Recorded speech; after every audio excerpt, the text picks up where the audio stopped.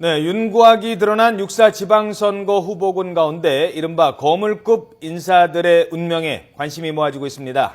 주요 격전지에서 승부수를 던진 만큼 승패에 따라 향후 정치적인 입지가 크게 엇갈릴 것으로 보입니다.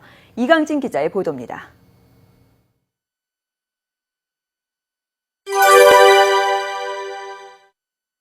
이번 지방선거에서 서울시장이 주목받는 이유는 차기 대선 주자급들의 격전지라는 점 때문입니다.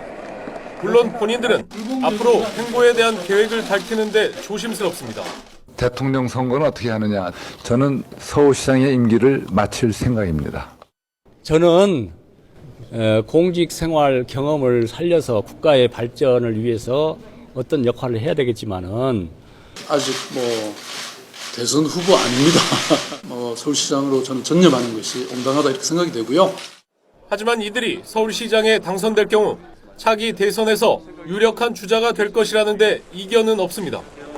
그러나 역으로 본선 또는 당내 경선에서 패할 경우 정치 생명에 치명타가 될 수 있어 각 후보들은 사활을 걸고 선거에 임할 태세입니다.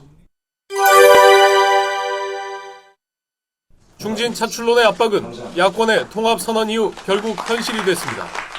남경필 의원과 유정복 전 장관 모두 당의 요구에 따른 만큼 큰 부담은 없어 보입니다.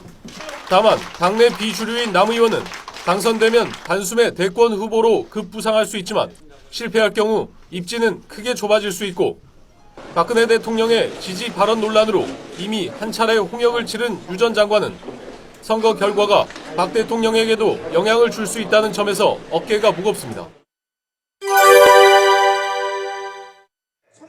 386 선두주자에서 광역단체장으로 도약한 송영길 인천시장과 안희정 충남지사에게는 이번 선거가 또 한 차례 중대한 승부처입니다. 재선을 이어갈 경우 두 사람 모두 야권의 차세대 대권주자로 도약해 기분 좋은 경쟁을 할 수 있지만 그렇지 못한 쪽은 재기를 위해 긴 세월을 보내야 할지 모릅니다. 이 밖에 통합야당의 경기지사 후보로 거론되는 김상곤 전 경기교육감도 선거에서 패할 경우 정치적 미래가 불투명해질 수 있어 총력전을 펼 것으로 예상됩니다. YTN 이강진입니다.